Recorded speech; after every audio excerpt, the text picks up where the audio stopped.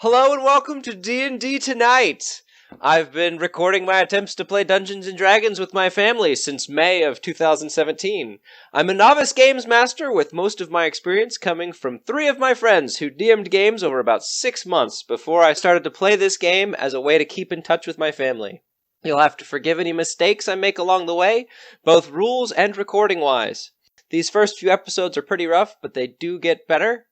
Last week, on our family's game of Dungeons & Dragons, we fought some skeletons. And that was about it. Yeah, that was about it.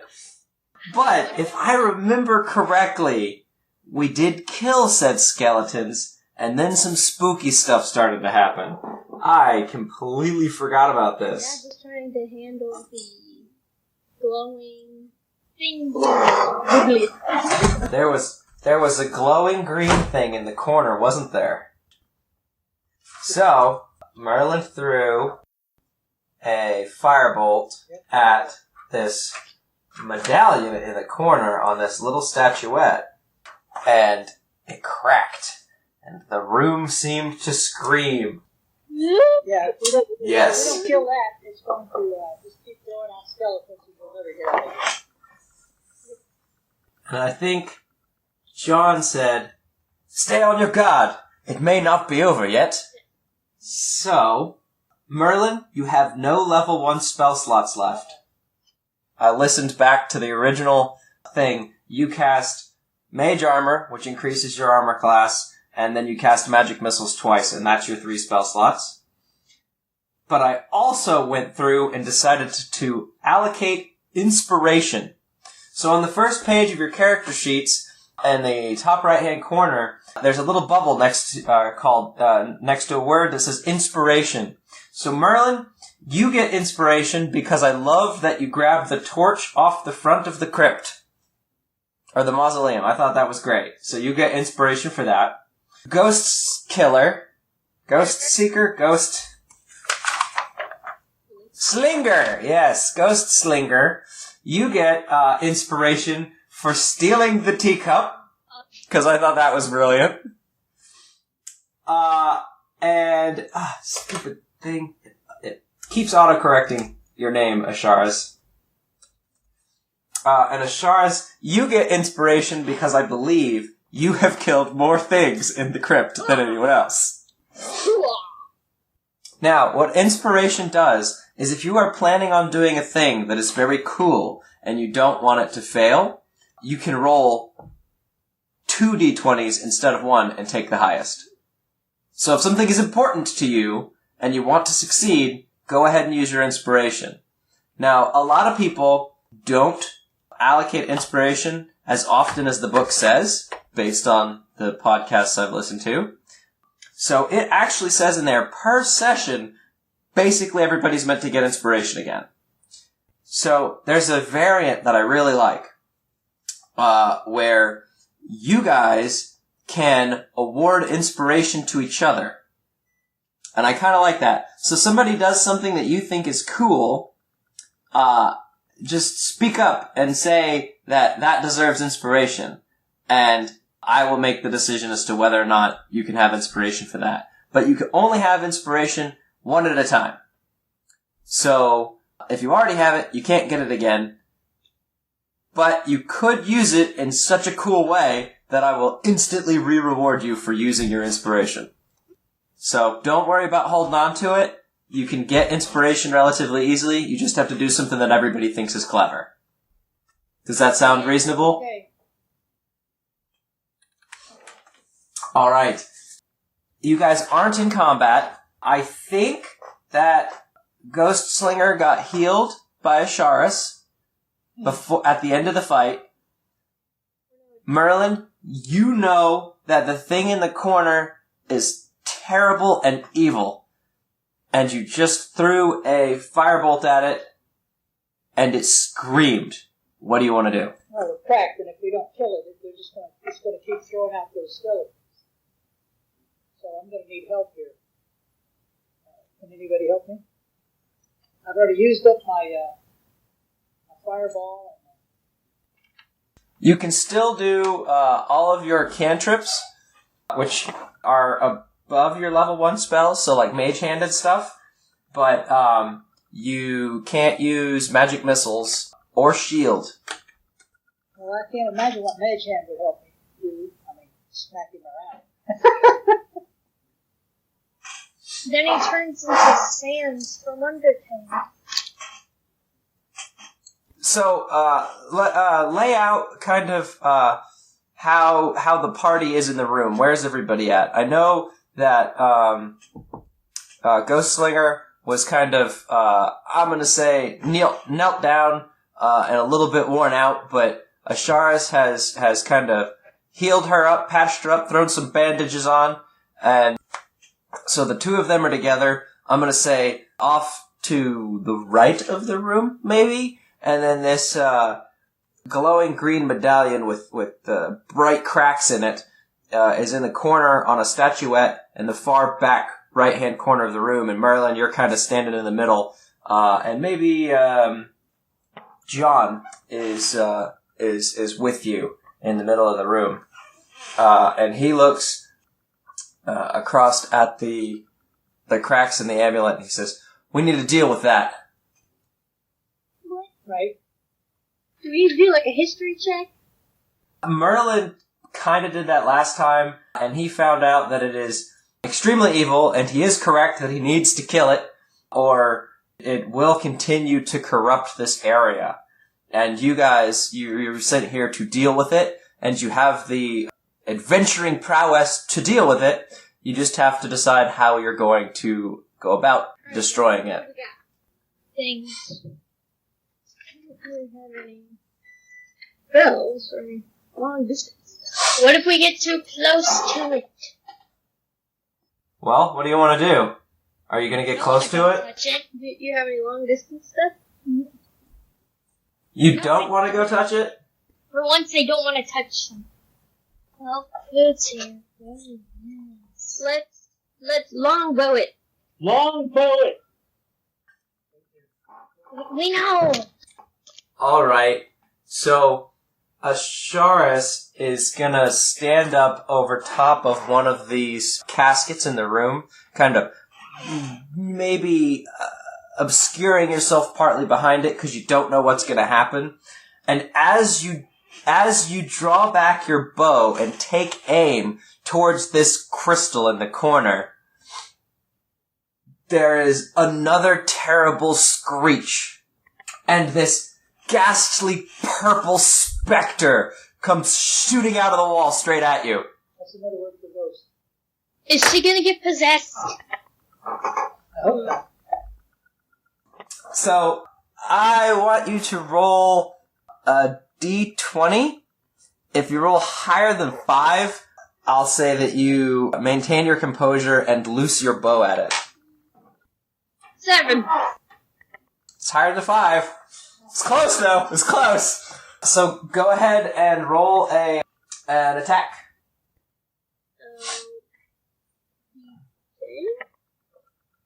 No.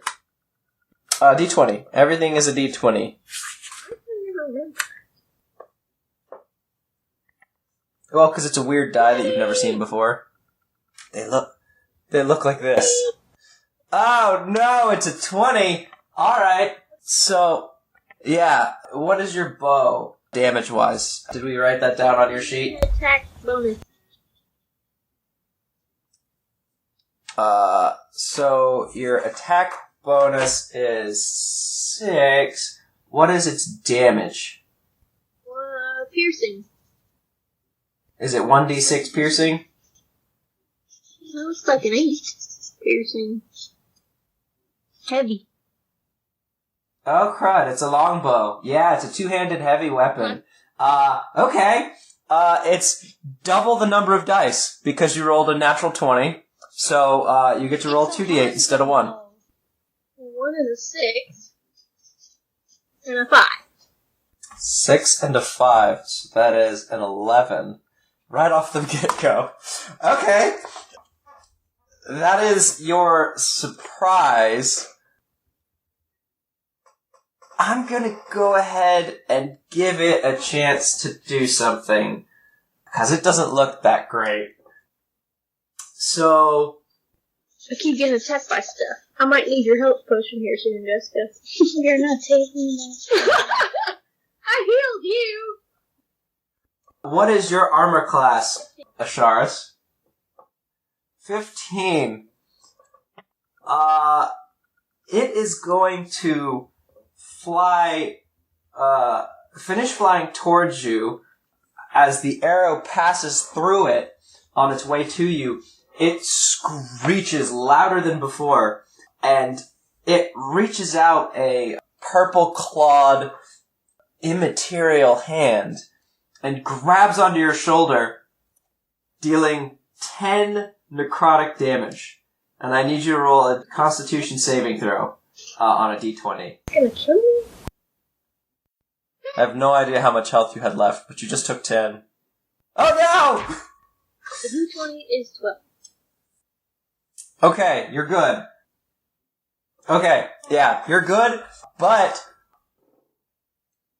you fall unconscious on the floor next to this creature. This is terrible. Well, you fell to zero hit points, so you fall unconscious as it drains the life from your body. Hey! You're not dead. You're not dead. You're not dead. This is actually good.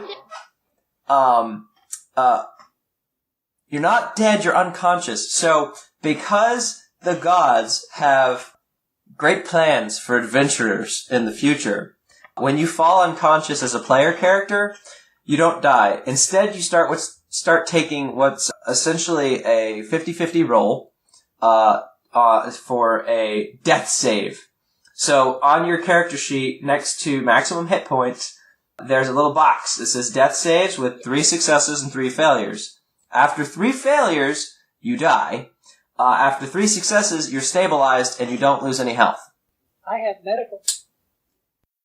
If someone rolls a medicine check on you, they can stabilize you. Or if they heal you, like with a health potion, like if they give up their action to use a health potion, then you start from 0 hit points and get back up. From 0, work your way back up. I got medical marijuana. Yeah, so like if you had like -5, and somebody gave you a health potion, you start at 0 and then count up for how many the health potion heals you. So, gonna roll initiative for Ghost Slinger, who is still alive, as well as Merlin, who is, well, not alive, still conscious, as well as Merlin, who is still conscious. What does Ghost Slinger roll on a d20 for initiative? Give me d20. Where's the Yes. Oh, +3. I need a d20 to roll to add to Oh my that. gosh, Mom, I told you to give me a d20. Just for goodness sake. I'm gonna have to buy that girl some dice. Oh, 12 plus 3, that's 15. And then I'm gonna roll for the ghosty. Oh, man. Okay, I have to roll off. Let me see. Roll another d20, Jessica. And roll more than a 6. Jessica. Yes, what? Ghost Slinger. I need you to roll a d20 for me. Yes. This means I'll be dead. No, it doesn't mean you'll be dead. Crud. I'm gonna give it to you, because you have the higher initiative. Or the higher initiative modifier. So, you are right next to down to Sharis, and you have a health potion, so you could use your action to get her back up, or you could strike at this creature. Yeah. It looks like it definitely hurt from the piercing attack, but it did go right through it, so it doesn't look like it hurt as much as you expected it should. I mean, like, it's a ghost. How do you... But you did do damage to it. You can definitely see a hole where your arrow went through it. So, Ghost Slinger, what are you going to do? You just saw this ghost drain the life from your friend right next to you. It's not even close to your face. Okay, she's gonna save me. Okay, so you pull out this little health potion vial from in your bag, and you kneel down next to Asharis, and you hold her head and pour this healing potion into her mouth, and she starts to wake up. To leave the room. So I think, where'd it go? There it is. I think it's 2d4 plus 2. So she gets back 9 hit points. Okay. And she gets back up. Unfortunately, this big evil-looking beastie right next to you, it's their turn.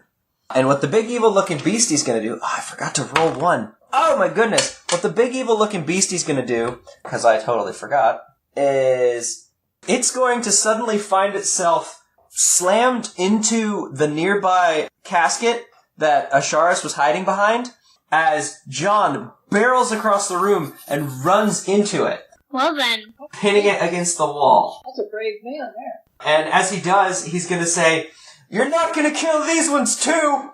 Revenge. He's gonna die. And I gotta roll a die for this. That's not great. Roll 10. But as he pins it against the wall, it passes right through him and charges after Merlin. What's Merlin gonna do? But Merlin, Merlin shall me. having seen what it did to Asharis when it touched Merlin deftly evades the attack, jumping to the side. And then it's gonna be Merlin's turn. I'm gonna do the thunder Mom, wave. you has 9. You can't do the Thunder Wave. That's a level 1 spell. How do I know?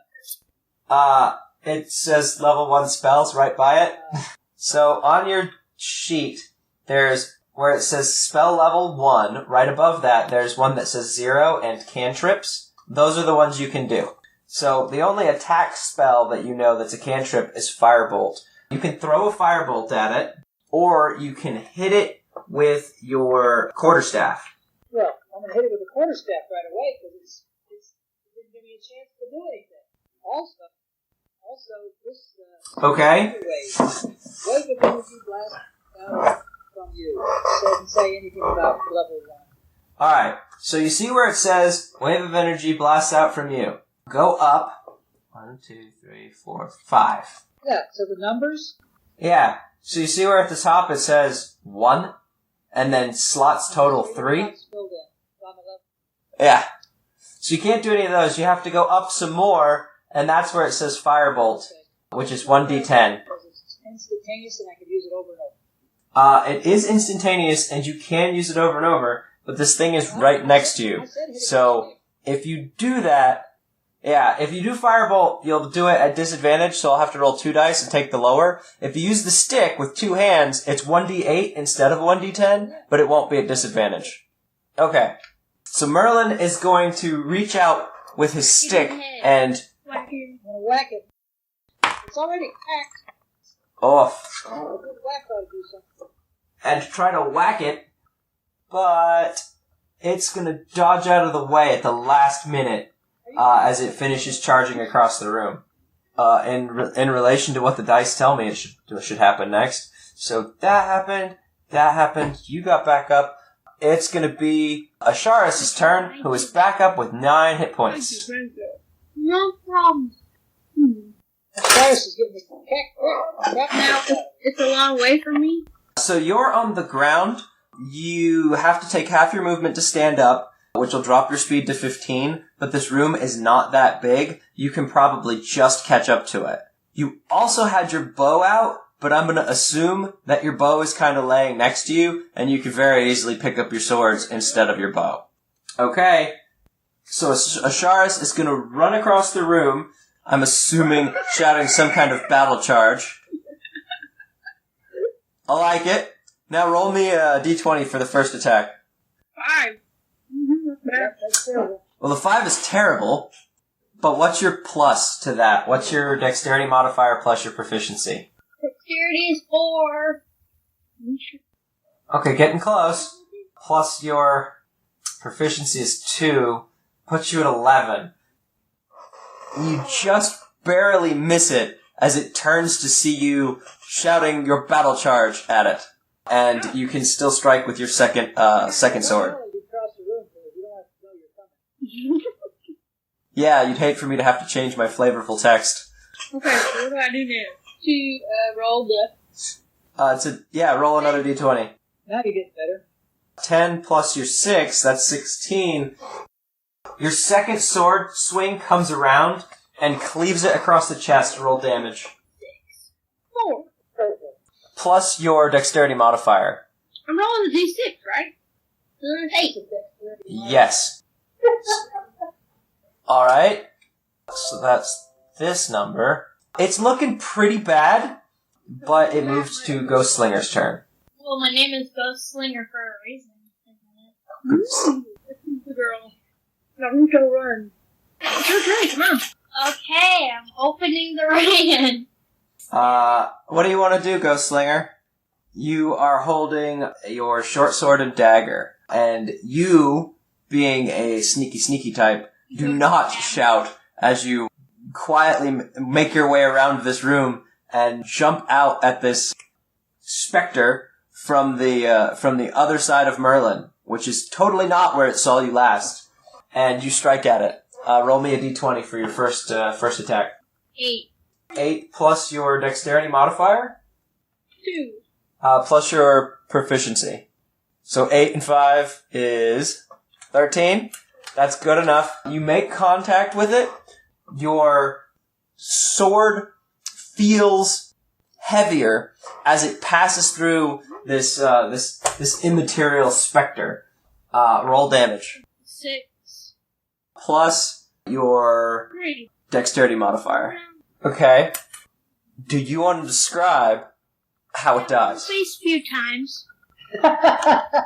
Okay, so Ghost Slinger quietly and quickly makes her way around the room and jumps out from the far side of Merlin, and as Asharis strikes this thing across the chest, Ghost Slinger takes both her sword and her dagger and plunges them into the specter from behind, and it immediately explodes out with purple energy and disappears.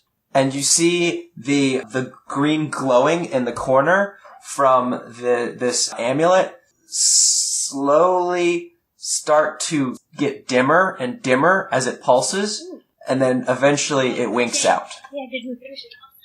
Yeah! It is dead. So John looks around at you, and he's gonna say, "Wow, you guys are really something. You are way more than just humble palace guards. You are way more than even the knights that we have in white. I've never seen anything quite like that in battle." Yeah, we need German power. Do you say that, Ghost Slinger? You want to offer for him to come with you? So what do you say? Bro, want to come with us on this cool, crazy adventure, bro? I will totally go back with you to Brentwood Manor to tell everyone how impressive you were in destroying the evil of this crypt. Bro. Radical. He's gonna put up his hand to give you a high five. Alright, so what do you guys want to do now? I'm gonna go be a radical bro in the corner. I want to get back to the fireplace. Actually, I want to go steal another teacup. Alright, so you guys gonna start heading out of the crypt?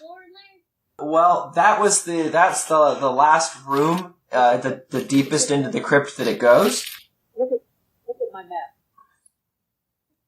Yeah, that was the last room. So as you went in, as you look around this room, there's evidence of battle all around this room. There's the dead body of skeletons and zombies. There's these caskets around you. Several of them now don't have lids on. There's rubble from the lids exploding as the skeletons had burst out. Do you want to look around this room that you're in for treasure? Treasure. Well, you definitely know that the amulet that was on the statuette in the corner is magic. Take that. Alright, so Merlin Merlin is going to walk over to the amulet on the statuette, and how are you going to go about taking it? Okay. The spectral floating magic hand reaches over and cautiously picks up this dark amulet inset in gold, and nothing happens. It picks it up, and it's floating in front of you. Alright, you're gonna put it... I do see your map. I was going to go out. Which door? So I got to go out the way I came in, so I closed this. According to you. Yes. So are you going to put that amulet in your backpack? I am. It becomes part of my... Alright. So, you do know it's magic, but you also know it's exceedingly evil. Great! You're gonna kill us all! And it does have gold in it.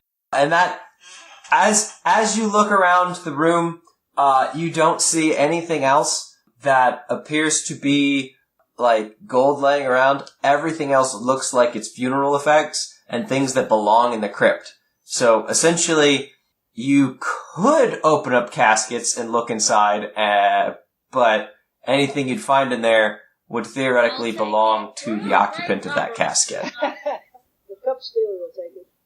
Oh, and I do want to say, Jessica, I actually encouraged you to kind of steal. Totally fine. But you are friends with Asharis and Merlin. You know that you like them. So stealing from them, you can do, but they are your friends. So just want to get that out there. Wait, what? She's not on camera. I can't see her face. This drawing that I'm drawing. And then when you said I could steal from them, I was like... Ooh. You can steal from them, I'm saying that now. But they are your friends. If you make them mad, they may not want to be your friends anymore. Because nobody likes it when somebody steals from them. You guys are a group. You've adventured together before. So they essentially trust you as a friend. And if you were to steal things from them of value, they wouldn't be very happy about it. If you steal things from other people that maybe deserve to have things stolen from them, greedy shopkeepers, for example, then they would think that's cool. Alright? So, as you guys go to head back out of this room and go back up to the surface, John kind of goes on with his explanation of how they came to be in the crypt. And he explains that him and Conway were sent by Lord Taylor of White to clear the crypt, and they were overwhelmed, which you already know, and falling back, and then Conway closed him into that casket to keep the zombies from being able to get to him since he was already injured. And he'll explain that the squires wouldn't normally be sent on this kind of mission. They're not really high enough skill to take on something this dangerous, but a lot of stuff's been going wrong recently in the area. Like, there've been animal attacks that they've been having to deal with, and there've been goblin raids on the surrounding villages in White, and so all the knights were kind of drawn out into the realm to help to try and protect the citizens of the realm of White. So they didn't really have any further resources to spare knights to send out here, and Conway and John volunteered to do it as a gesture of good faith for the manor of the Lord of Brentwood. And only John's gonna make it out, that's right. So as you guys leave, you walk back past that door that's closed in the main hallway. If you remember, you chose to go, I believe it was left instead of right, and you didn't open that door. What was that? The right.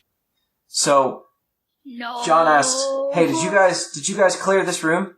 Oh, well, we should probably make sure that there's nothing in there, because I wouldn't want to go back to the manor and tell them it's all clear, and then they come over here and find something, a skeleton down this passageway.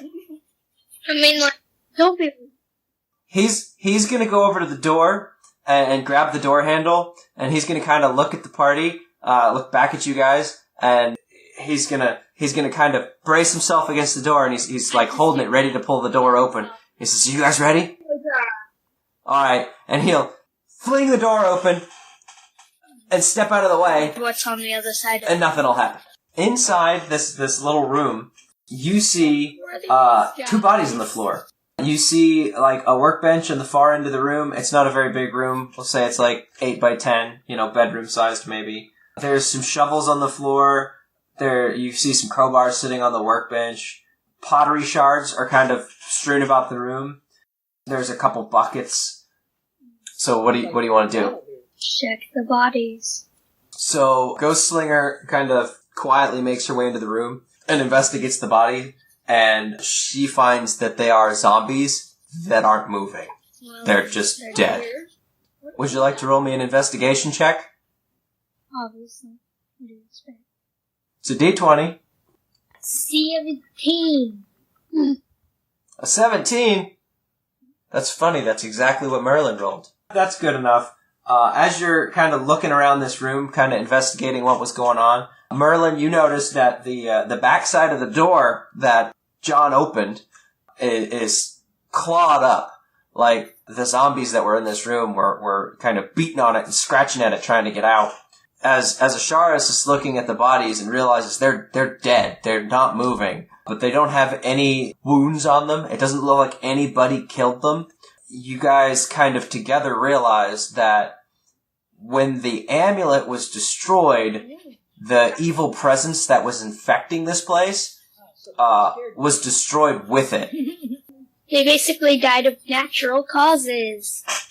So there's some other stuff in this room. There's a couple of cabinets and stuff that aren't open. Everything else looks kind of ransacked. Like I said, there's some pottery shards kind of strewn about the place. Look like maybe there were some flower planters that were being worked on in here before they got smashed. And there's kind of some stuff strewn about as these zombies tried to get out, and maybe the groundskeeper managed to get lucky when this whole thing first started and lock the door closed. Or actually, I guess it wasn't locked, but he managed to close the door, and the zombies were too stupid to know how to get out. So there's cabinets that aren't open? Oh, Yeah, there's a couple cabinets hanging around. If there's any money, I'm taking it. Alright, you open the cabinets, and you kind of find some basic hand tools.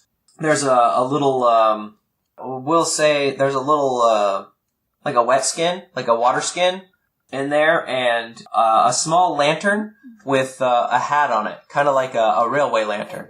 So it's directional. Yeah, I think we need the lantern. No, I want the hat. It's not a hat, it's a hat for the lantern. I'll wear it. Yeah. It keeps the water out of it. So are you gonna check out the wet skin too? Or are you just gonna leave it there? So do I. Oh, we should see if there's anything in there. It does have stuff in it. It does appear to be full. Okay, so you pop open the top of this water skin, and you sniff at it, and it's definitely not water. It's lamp oil. I was You better thinking take that. something else. Booze. Take that with, You telling me we'll need that. Okay, so we need the lantern. the hat? If we find any hats that we can buy, I'm buying a hat. Yay! Okay. When you go back to town, you can get a hat. And so that's it. There's nothing else in there that's of particular interest. It looks like you guys have checked out every corner of the crypt now, and there doesn't seem to be anything left to fight against you. Yep, everything is dead. So as you leave, you're leaving all the doors open and stuff that are down there. Do you want to close the door on the mausoleum as you leave? I'm going to also make the assumption that you guys picked up all your gear when you were dropping it in the heat of battle, giving people back their hammers and crowbars, etc. Right. So you guys start the walk back into town. When do we get paid? Like the apothecaries. Well, you're walking back into town now. It's Is that where the health potion was? No, this was an Oscar store. It was called Oscar. yeah, that was the apothecary. Okay, it was the apothecary called Oscar's store because it's Oscar's apothecary. Health potion. I want my hat still. Alright, it's still the same day. You did only take the potions that he had right then. But as as you're talking about going back to the apothecary to try and pick up some more health potions since you had to use one of the ones that you got, John's going to pipe up and he's going to pull out a little vial of pink liquid and offer it to you. Tiny man. He says, "Well, me and Conway, we got health potions, but we didn't follow that number one rule, of health potions. Oscar, exactly. Oscar, he warned us. He did say. I thought that was Conway. And poor John. I guess he. Oh yeah, poor Conway. He didn't quite get enough time before he was overwhelmed. Reminds me. So okay, you guys are gonna head back into town. I have lost where I'm at. Are there any animals? There we go. Are there any hats? Yes, there are animals. Now that the kind of presence that you found inside the crypt has lifted, you see lots of small animals around. You can hear birds chirping in the trees nearby. You can hear insects buzzing around in the gardens around the crypt and throughout the graveyard. You see a small dog kind of running between the graves. Okay, you see a small Abbey dog running through the graveyard gravestones, and everything in general just seems to be a little bit brighter in the world. Well, do you want to go back to the manor now? Because they were talking about going back to the apothecary, but it's the same day. He's going to have the same stuff he had before, and you already took all the other. Ghost Slinger really wants a hat. Let's go back up to the pub, I guess. They're gonna have a hat either. Well, the pub's not going to have a hat.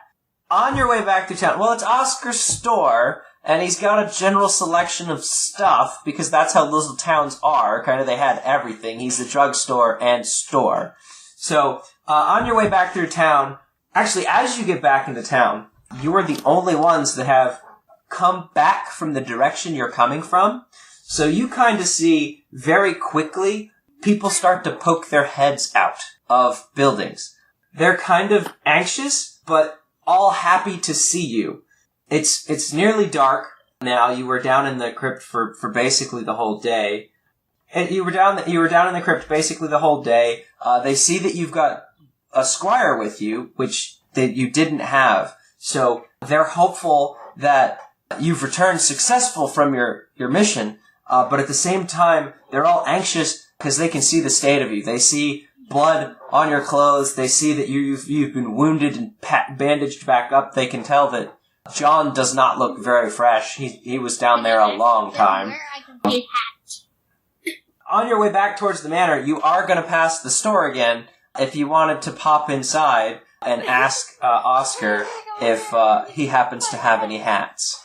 Okay, so as you walk in, a little bell rings as you open the door, and Oscar pipes up and he says, "Oh, hello again. Welcome back. I trust your day wasn't too rough on you." Well, here. He'll open a cabinet back behind the counter, and on the inside of the cabinet door, there's let's say 2 hats hanging on the cabinet door, and then there's little shelves with a third hat on it and some small bottles for making potions and stuff. What kind of hats are you looking for, little girl? I'm sure he has a trilby hat, because that's exceedingly British. He might have a beret. And what else kind of hat would you like? And absolutely, the last hat, the one sitting on the shelf, kind of tucked back in the cabinet, is a fedora. What color is your new fedora? It is red. Do you see any hat that strikes your fancy? And he'll grab out the red one and pull it down. He'll say, "Oh, well then, Yes. hopefully you've cleared the problems at the crypt, yes? Well then this one's on me. Thank you ever so much." And he'll pass you the red fedora. I got my hat.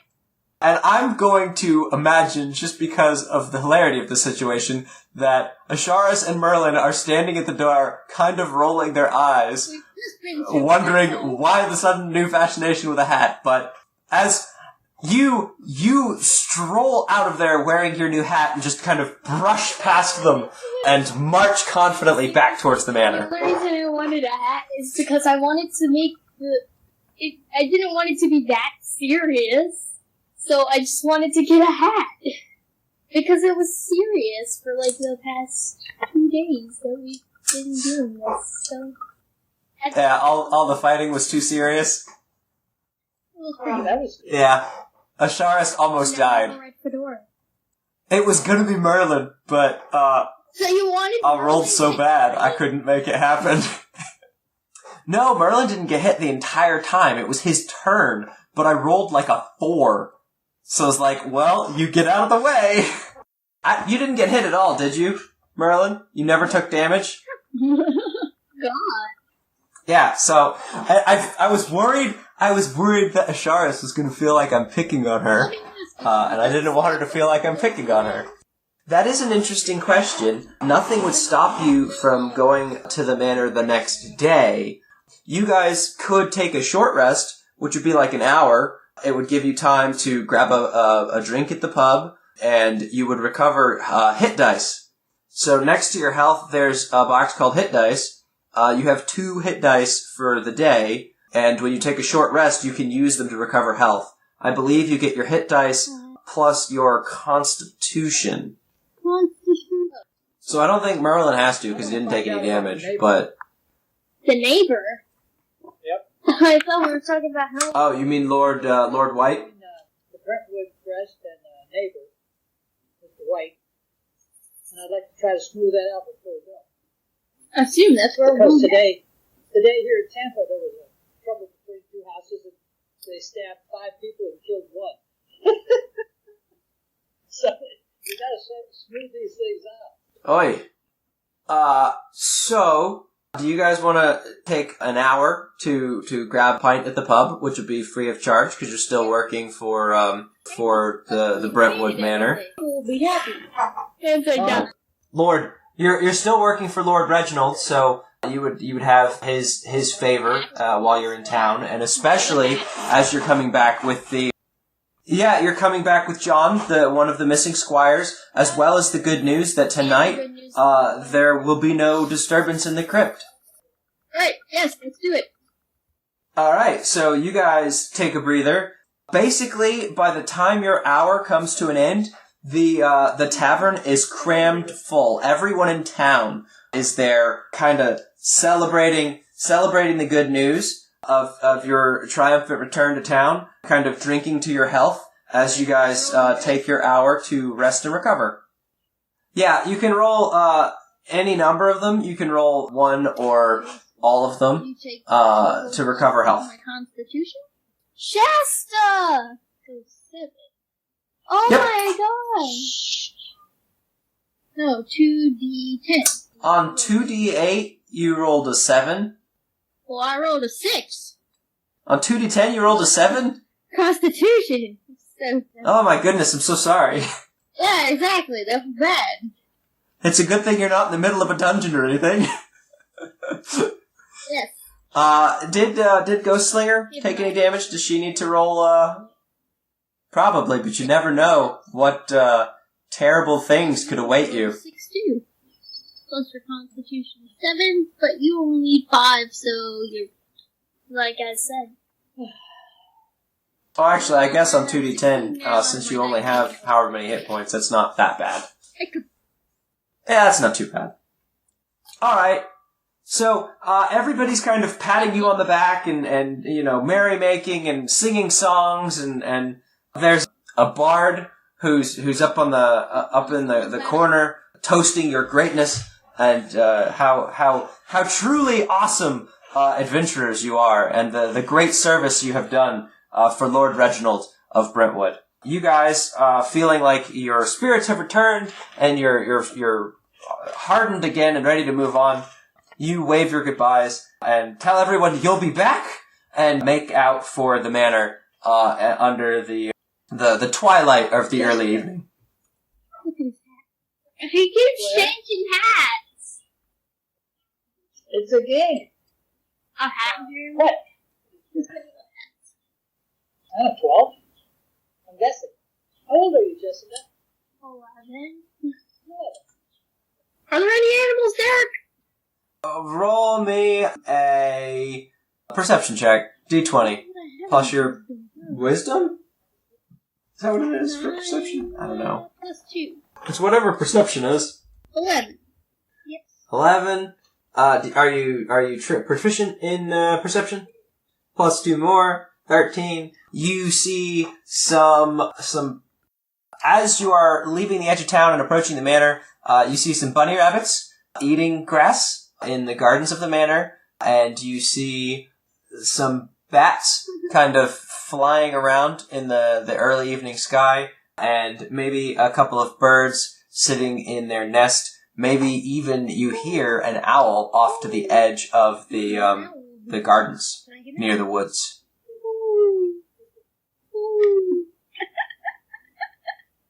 So it's up to you if you want to detour to the edge of the woods to try and go see this. Yeah, some kind of a cat. Cat in a hat. Cat ears. So cat ears, I love it. When Tiffany dresses for Halloween, she dresses all the way. I mean, she goes all the way out. She's probably... Are you working on your Halloween costume yet? I already finished Halloween costume. I can't wait to see it. This is something new. Do you want to get your money, or do you want to get an owl? You go grab your owl. Owl, I'll take your share of the money. Oh, alright, no. No, I'll give it to you. I don't know about that. Okay, so you're leaving the edge of town. Kind of everybody's still at the tavern, partying it up. Now that their town has been cleansed. Yes. I think Merlin is distracted, but I'll go ahead. So you see the manor house at the end of a long white cobblestone driveway with gardens on either side of the path and some finely manicured grass. And some faint carriage ruts that weren't there in the morning that run the length of the driveway. And as you approach the top of the drive, you can see a carriage that is sitting at the steps of the manor house with a driver already on top of it waiting for someone. And there's a sigil emblazoned on the side. That's a good question. What? Why? It has it has a big W on it, with some ivy underneath it. I would have you roll a check to know if you recognize the sigil of House White, but I made it so obvious that I'm not going to do that. They have a dispute, these two? That is what Merlin gleaned from his reading of the latest hunting journals. He's at Reginald's house. Yeah. As you then approach the steps to the manor house, the guard at the door will kind of raise his hand and say, "Hail!" What? Hail, kind sir, we returneth from the crypt. Oh, do you bring with you good news? We bring the best news. Oh, wonderful! Does that then mean that our prayers have been answered? You have rid us of the terrible scourge of the We crypt? are here to see Lord Reginald. Lord Reginald will be exceedingly happy to hear the news. You'll just have to wait a brief period as an envoy from the House White arrived earlier this morning to inquire as to what had happened to the squires that they had sent over to aid us.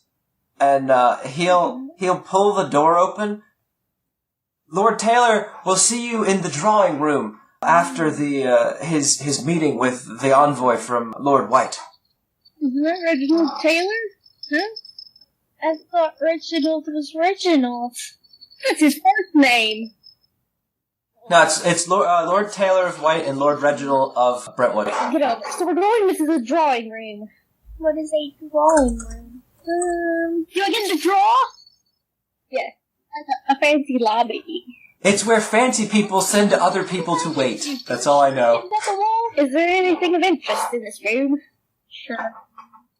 There is a artistic easel set up on the far side of the room with some oil pastels and a painting that has just been started. So there's a little bit of color on it, but there's lines already drawn on for a beautiful view out the window. That painting is going to cost us hundreds of dollars. No, I'm not. As you guys go in, to the drawing room to sit. Roll me a perception check. Merlin is enthused with the painting that's being worked on in the far side of the room. I have perception and 2 wisdom, so 11. Isn't that So 9, ghost 11. How about Ghost Slinger? It's because I get it wrong if I don't. 15 plus Would you rather I say Slinger? 15. wisdom. Ooh. Minus 1 for wisdom. 14. Okay, so 14.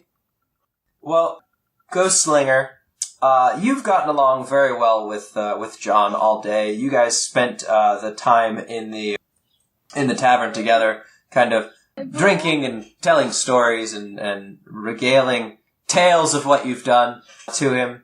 And so you kind of notice when he comes in and sits down in one of the thin chairs that are in the waiting room, kind of waiting room chairs. They're not super, fancy like in the library. You'll notice that he's kind of antsy. He's kind of shuffling his feet a little bit and playing with the edge of his tunic. Just not super... Yeah, he's not sitting still with the confidence of a hero just come back from an adventure. John says, "Well, nothing in particular. I'm just antsy to get home. If you want to, you can roll an insight. It's obviously a D20. This one's just for Ghost Slinger." Come on. Yes, it is. Are you joking me? A 6. Adam. What'd you roll? Well, then I'm gonna just leave it at that, and that's all he says. So, 15 minutes or so go by, and after some time passes, one of the servants will appear at the door. It's a woman who looks very similar to the young lady who guided you to the library. And she's going to say, "Lord Reginald will see you now." As you go to leave the drawing room, you see a thin-figured man wearing a black cape that kind of encompasses his arms and makes him look kind of foreboding, like a politician might.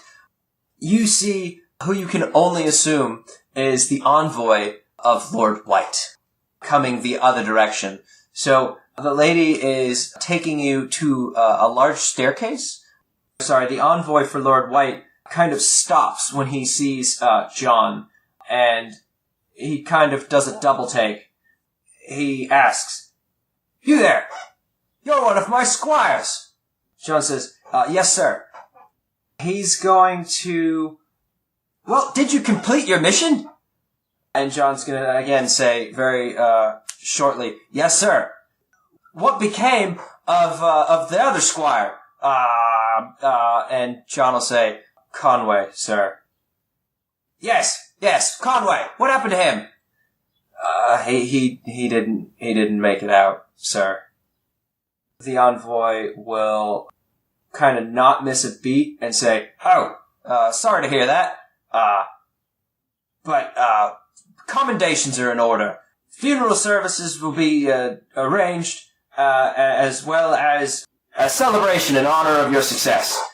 If you keep this up, you'll make the rank of knight in no time." John will kind of snap his heels together and say, "Thank you, sir." And you all can roll an insight check if you'd like. Actually, I'm going to roll insight checks for you. Everyone, what's your insight bonuses? I have it. I don't have it. Insight is a wisdom-based stat. I have... Ooh. Well, that's going to feed into it. You have 2 wisdom, Asharis? Okay, Asharis, you don't think anything of it.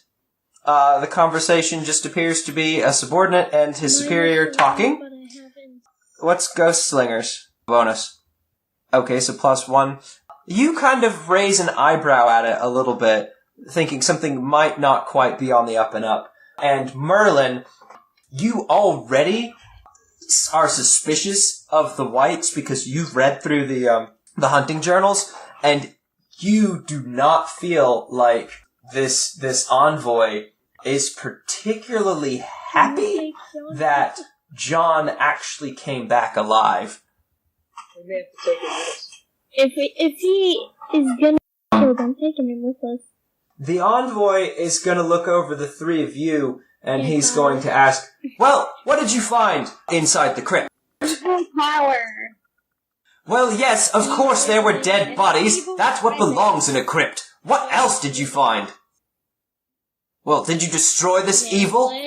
Yes, we did. And what was causing it? And the ghost was in the amulet. Very troubling.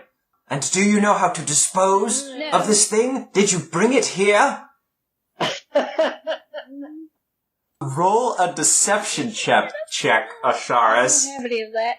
You're gonna get us killed. Don't you have that, Jessica? I should have said it.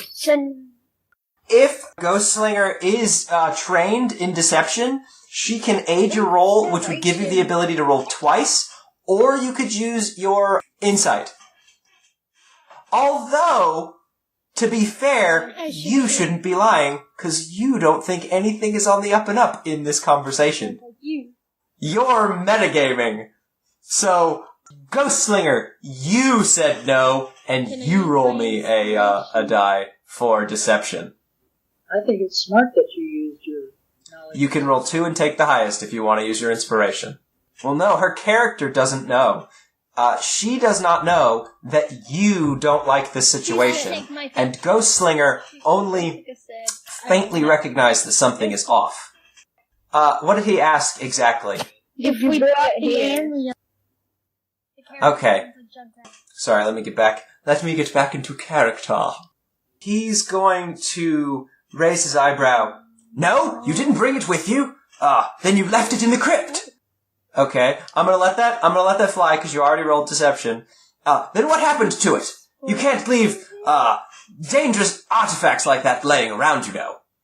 Oh, well, what did you do with it? These things have to be very, very carefully disposed of, or they could come back to haunt you. Yeah, we destroyed it. Ghostslinger is sweating all through it. You'll steal stuff, but you can't. I don't know how you get rid of an omelet. It's an amulet. It sounds like an omelet. All right, if you say you destroyed it, then I have no choice but to believe you. After all, you were successful in destroying this thing that my squires couldn't. He's gonna brush that off, and he's gonna say, but you should be careful. Don't toy with these dark forces beyond your understanding. Come, Squire John, we must return to White. And he'll turn at once with a kind of whiff of his cape and storm out the door. John is going to do a double take and kind of look at you guys and then look at him as he's leaving and then look back at you guys. The envoy is going to stomp his foot smartly. John, come! John's going to follow after him kinda hesitantly and look back at you one more time before he leaves. And he'll kind of whisper, I have to. And he'll go. The lady leading you to Lord Reginald, she will have stopped and waited for you during this exchange, and seeing that the envoy is leaving when you turn back to her, she'll say, all right, hurry on then. She'll lead you up the staircase to the second level of the manor to an office where Lord Reginald was seeing the envoy. She'll open the door and usher you guys in. Lord Reginald will look at the three of you. He'll be standing up in the room, arms open, when you walk in, and he'll say, ah, my faithful adventurers, it is so good to see you again. I've already heard the good news. You've destroyed the evil that was inhibiting the crypt of Brentwood of the Brentwood family. I cannot thank you enough. Oh, that's even better news. It's beyond what I even thought was possible. Yes, I thought those poor boys were lost for sure. Evil. Well, I suppose there's nothing for it then. I should very quickly offer you up this reward. There are 3 bags, canvas sacks, sitting on the desk next to him, I will collect presumably my gold full of now. gold. And as you guys come up, he will shake your hands individually, thanking you for the great service that you've done for his family and for the honor of his family. He'll let you take the sacks of gold. Now, do be careful. That is a lot of money to have, and it's has a habit of attracting unmentionables. Unmentionable. So yeah, Desi Dad's drawing more things. Cave people, Oscar store. I like the way Dad spelled Oscar. That's actually clever. What? Reginald of... While you are here, and it's just the 4 of us, is there anything else I can do for you?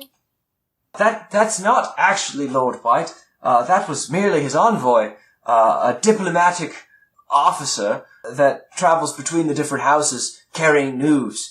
He had come to inquire as to why his squires hadn't returned yet. It seemed a little premature to me. They'd only been here for about a week, so they wouldn't even have gotten word that they hadn't been successful. But far be it from me to question Lord White and his wisdom. He's a criminal.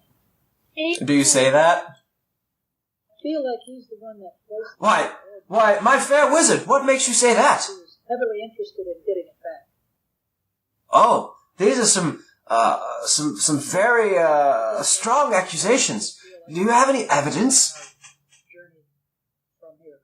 So you found something in the crypt then? Yes, we did. There was something causing this horrible apparition that had infested my family's. And the shape similar to his skull. Very troubling. No. What became of it? You didn't leave it there, did you? No, I only wish to know what it looks like, to see if it's maybe something of my family's. I do not wish to have it. I wish only for it to be gone from my lands. If it was placed there by a foreign agent, then I must know. What does it look like? Can you show it to me? Okay, let's show it to you. So, put it on the table. Take a bag and put it on. Alright, so you pull it out and place it on the table. He'll step back so as not to offend you, because you've expressed desire in not having it taken. And he'll look over it carefully, and he will kind of put his hand on his chin and look over it, kind of scratching at his stubble. He'll look at it and go, that is definitely not a piece of my family's history. There's no way that came to be in the crypt by anyone of Brentwood. None of my family or anyone here would be in possession of something so hideous. All of our baubles are silver. The Brentwood family has never worn gold jewelry. Gold jewelry? I'm sure a great number of the lordships around here would be perfectly happy to have golden jewelry, but I don't know anyone in particular, other than perhaps the White family. I mean, we have had some troubles, but I can't believe it would come to something like this. Putting a cursed artifact in my family's eternal place of slumber is downright wicked. Yes. John. Oh, you're one of the squires that made it out. I would assume that the envoy claimed him. He is a member of the White family household. I have no say over what they do with their squires. Barter for his release. That should be a possibility. Anyone's service can be procured for the right amount of money. Experiences have you had? Well, the White family and the Brentwood family have always gotten along, up until perhaps about 20 years ago. Then we stopped really having communications, and recently it seems like they have been trying to sabotage our annual hunt in the woods. Our lands are adjoined, but it hadn't been a problem. We do not encroach upon their land, since they've made it fairly obvious that they don't want us hunting there. But there is plenty of land in Brentwood for us to entertain our... A couple of the arrows. Yes. Oh, those. You have a fine eye for fancy arrows. Those have been handed down in my family for generations. We take one for each annual hunt, for they are guaranteed, well, guaranteed as any can be, I suppose, but they won't let you down in a tight spot. For how great your service has been to the family, I could see giving you 3 of them. Oh, I can't imagine his family would have anything as precious as our enchanted arrows. I would not let a member of the White household be unsupervised within this manner.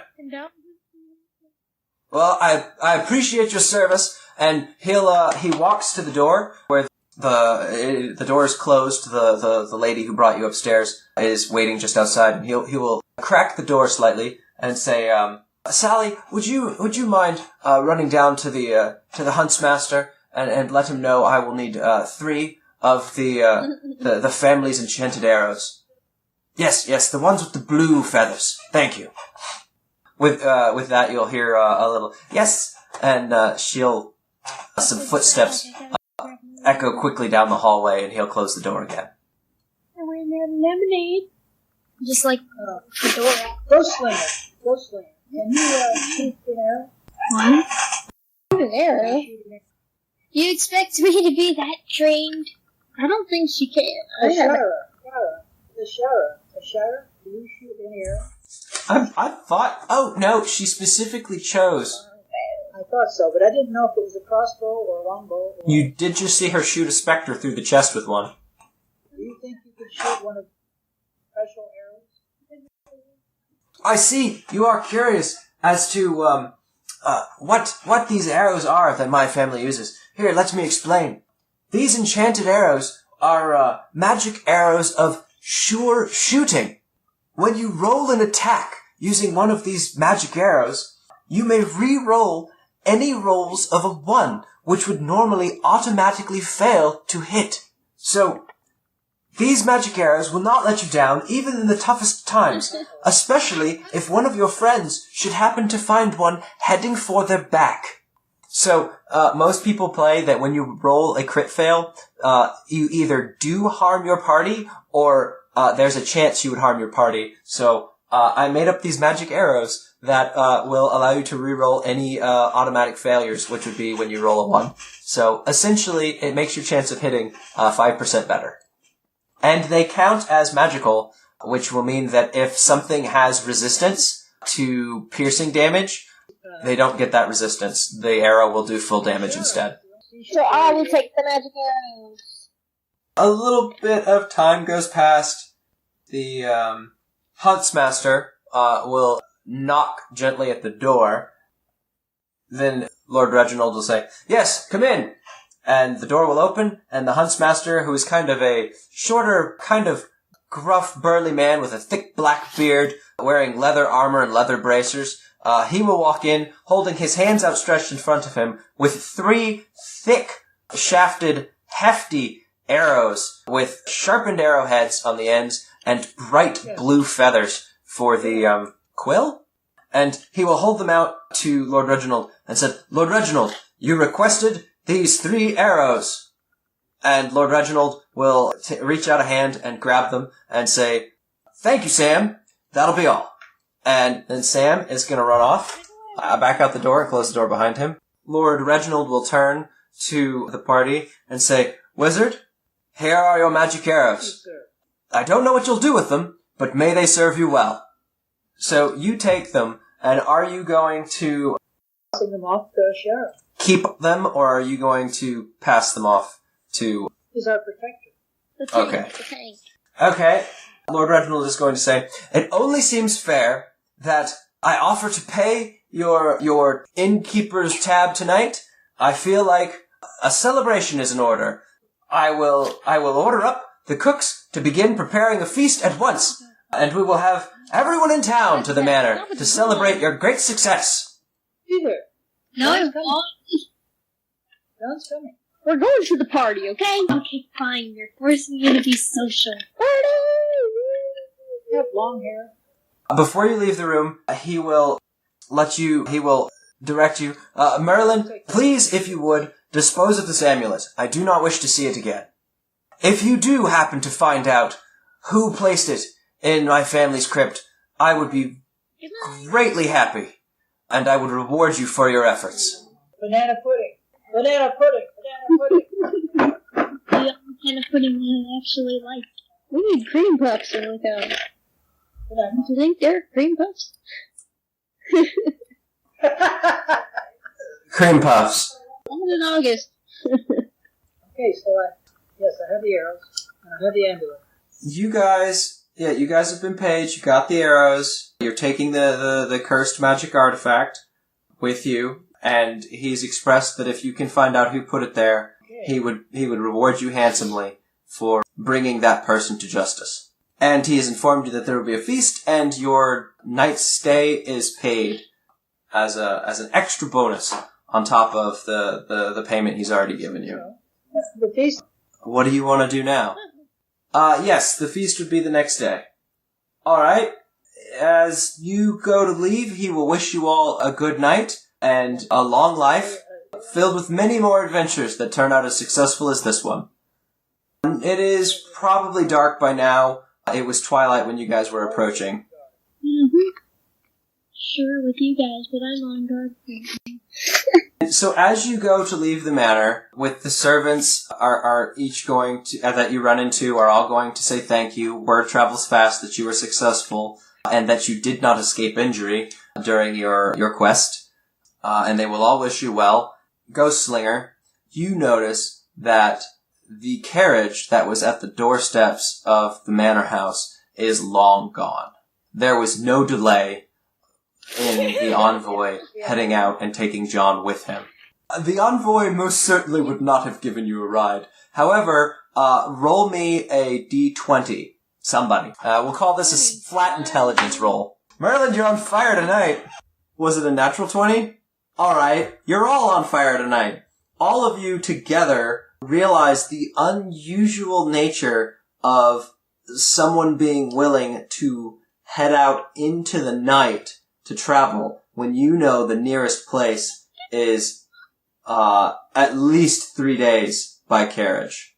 So they're headed out into the dark with no known destination for some reason. And you all consider that highly unusual that someone would leave town with a perfectly good tavern to stay in. It's dark now. Different animals are out. You've already seen all the animals. There were bats out and an owl. What more dark things do you want? There are no wolves in Brentwood's Manor Gardens. But, okay, roll me a d20 as you walk back to the tavern. Roll to 17. You see, on your way back into town, you see a burly-looking dog with big shoulders. It is an English bull mastiff Of the basketball. That's what it sounds like. in the Brentwood Manor Garden. Should we take him with us? Sure. Alright, we'll take him with us. We're gonna use animal friendship. Do a thing. Okay, I used one you're gonna have to do a thing. I have 4 dots. Didn't you use a healing thing? That's what it says. So, okay, so you have a spell left still. You have 4 dots? So I only have 2. How do you have 4 dots? No, the dots are filled in. You have 2 dots that aren't filled in. We can charm the animal. So you have 1, because you used 1 earlier. But you have 1, so you're good. Go ahead and roll me a d20. Yeah. 20! What? Really? Yeah, well, so you go to approach this big English bulldog. He starts wagging his tail immediately and jumps up on you, do you kneel down? And he starts licking your face. Yeah. And I have a page number, just a second. Am I in the right book? Yeah. I am in the right book. And as you investigate his collar, you said you call him Josh? Bull? Joff? You can't call him Joff, because his name is on his collar, and it says Bull. Yeah. There's a bull mastiff named Bull.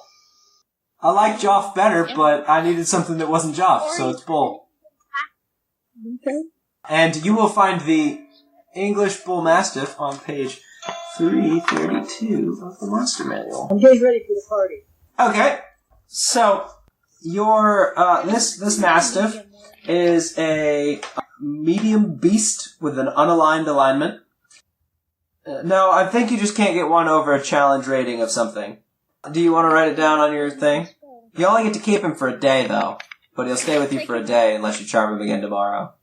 So I won't have to go to bed. Yeah, but you've got 24 hours, so, like, it won't have to be until the evening for you to do it. He's got an armor class of 12. Does he work on command? He's got 5 hit points. He's got a movement speed of 40. Strength is +1. Dexterity is +2. Constitution is +1. Oh, there's more. Intelligence is -4. Wisdom is +1. And charisma is -2. So he's not very pretty. Mine. Nope. Does it? He does get a +3 perception bonus. And he has advantage on smell checks. Or hearing checks. Cool. I like it. As long as Tiffany has him charmed, I think she has a psychic link with him. Could you have tried to be? Mastiffs are impressive hounds prized by humanoids for their loyalty and keen senses. Mastiffs can be trained as guard dogs, hunting dogs, war dogs. Halflings and other small humanoids can ride them as mounts. Here, let me share this picture. You see a Mastiff with a saddle on. Now that Asharis is done being a pain in my backside for 24 hours, you guys head back to the tavern and get on with your merrymaking. Now, yes, you head back to the Snuggly Duckling, where there is a party already ongoing in your honor, because you were there earlier.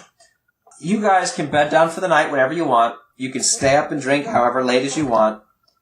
You don't feel like anything bad is going to happen to you in town, because, like, you've taken care of the bad things.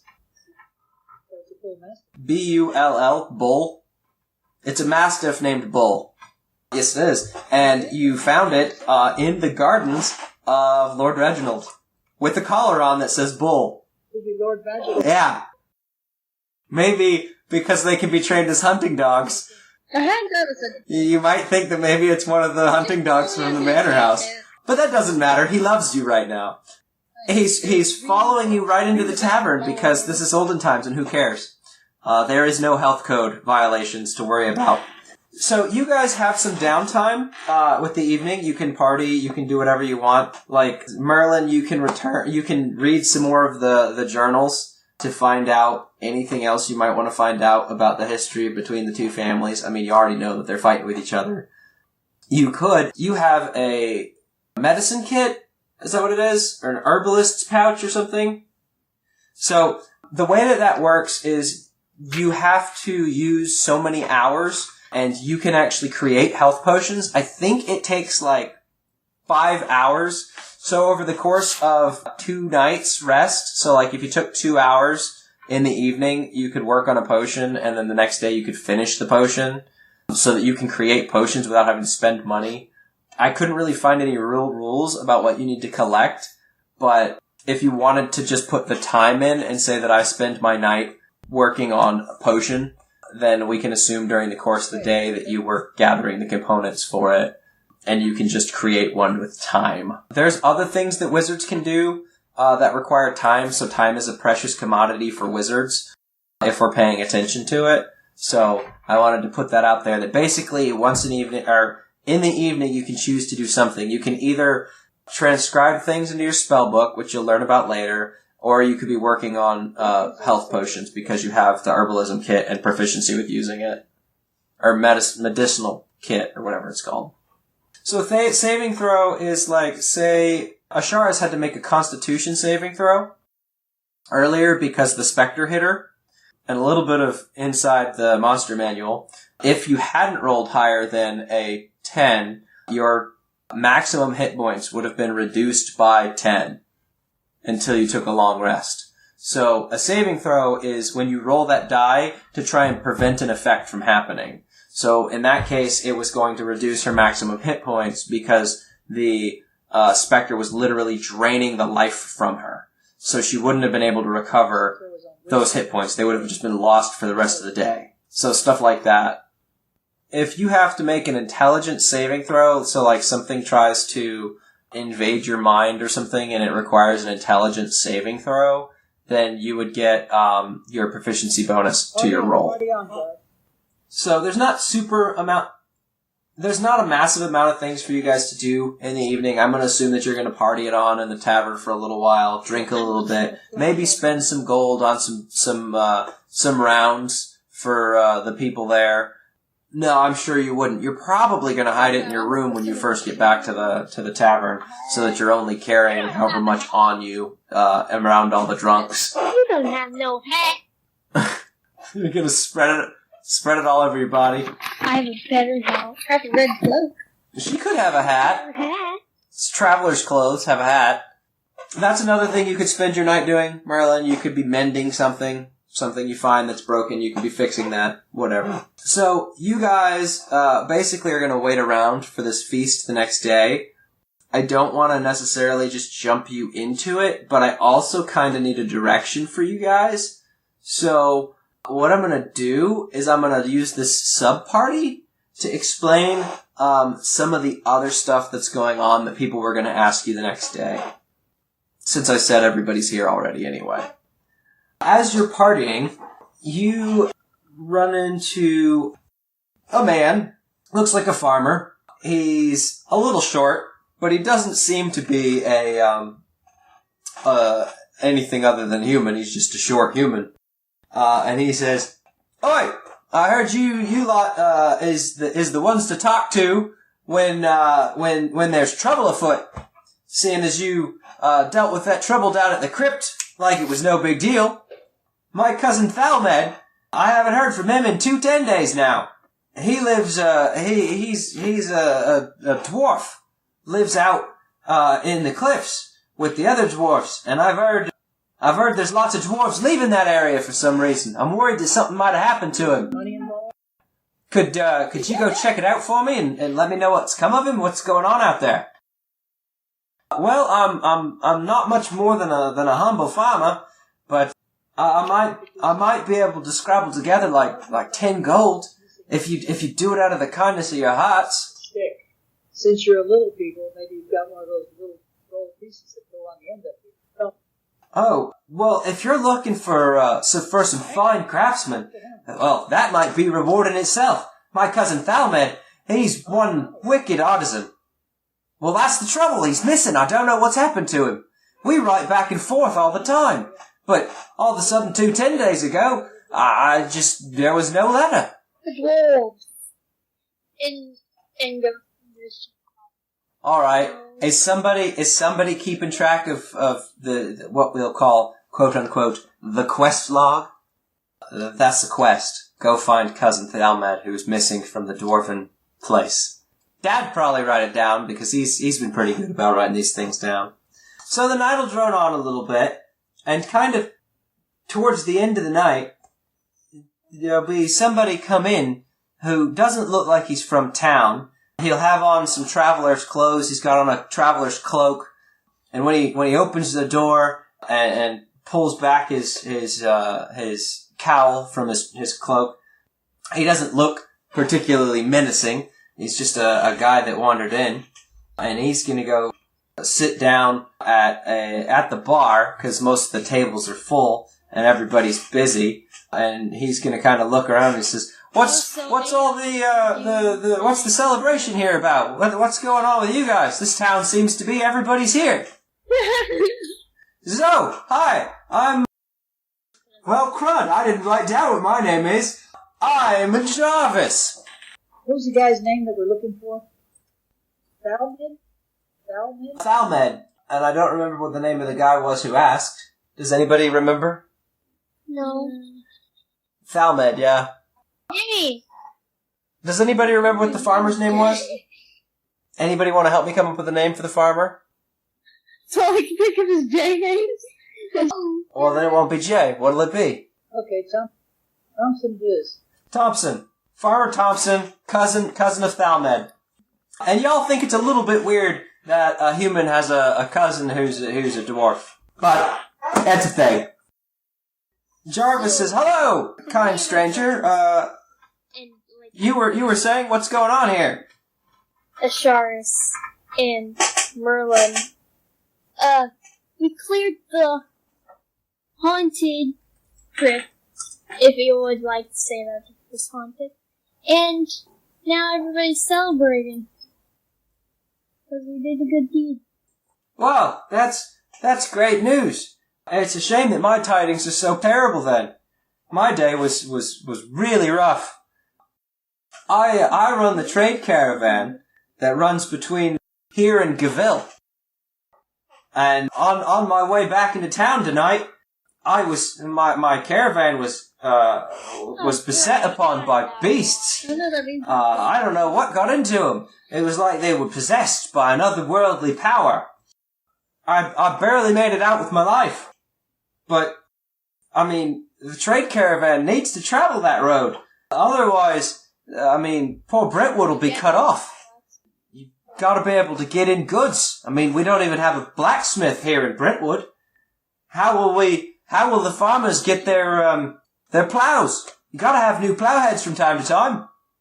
But it seems like my luck has turned to the better. If we've got some brave folks like you in town, maybe you'd be willing to set off back towards Gaville and help me get my caravan back.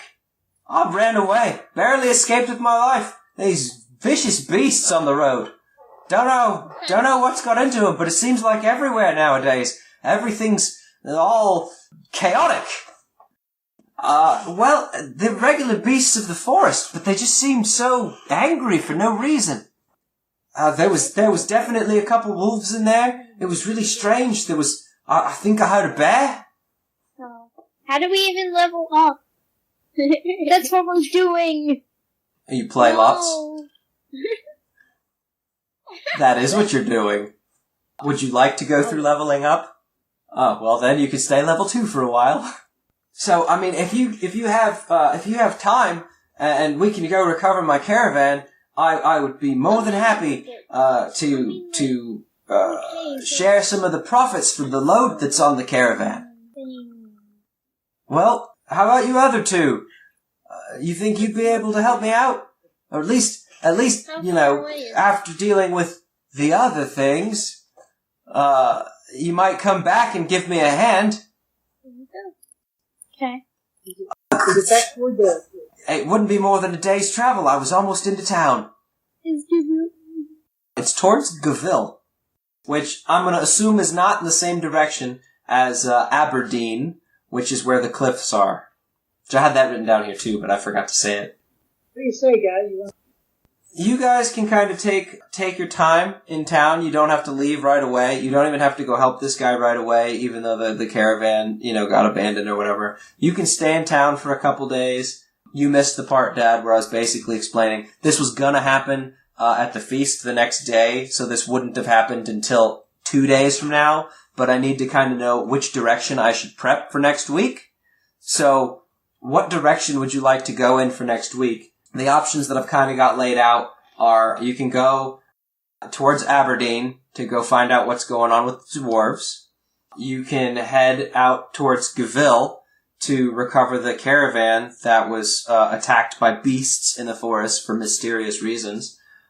Or you can pursue how the cursed amulet came to be in the crypt, and also is kind of along those same lines. You know that goblins are attacking the villages in the realm of the family White. Finished up with the So there's bound to be good adventuring work out by all them goblin raids. Agreed. stay on the same track. I mean, there's no point in taking off on another journey somewhere. And so, like, if we can, maybe. I mean, we've been paid already, so we could quit and walk away. I mean, like, I would, but I have friends. Alright, so you guys are going to head out towards the town of White next week. Alright, so when I come back, I'm going to go over the things you do before you set out, and then you're going to set out, because I still have to do the feast. Aberdeen is where the dwarves are on the cliff face. Oh, I didn't realize that White had his own town. It's the family of White in the town of White. Okay, I got it. Yeah, it's like Brentwood. It's just a nearby. So there's the Brentwood Manor in Brentwood of the family Brentwood, and then there's the. I'm actually probably going to say Castle White. It was Colonel Mustard. In the town of White that is run by the family White. Keep things simple. That's what it sounded like y'all wanted to do. Head out for Castle White. Or at least the town of White. Whatever she's doing, so your dog's making a lot of record. Yeah, but it sounds like a dog breathing. Exactly. Oh, she's drawing. That's what it is. Or like somebody filing their nails. Yeah, you should get carpet. Oh, it's the sound of a Sharpie on paper. I'm surprised you let her draw in Sharpie. That stuff gets everywhere. So she's using permanent marker? Yeah. Okay. It goes right through paper. It's amazing. They're Sharpies. As you can see, it goes Yep. straight through the paper. What is it, actually? What are you drawing? Show me a picture. What are you drawing, sweetie? A rabbit? No, it's like characters. Yeah. And I'm drawing a Pokemon. This is my drawing. You're Matt. I'm all about it. Yeah, it's got the crypt right there. Nice. There's the people over here. Now I gotta go to White. I didn't realize White had a town. I'm just hoping I'm John. Alright, we're gonna get, tomorrow when John comes to the party, we're gonna take him aside. He wants to join us on our campaign. But I thought John left. He had to go to I White. did, but he's coming to the party. Either way. It And is that was weird. something that they didn't. No, he was taken away by the envoy. They left town, and you guys thought it was really weird that they left in the middle of the night. Alright.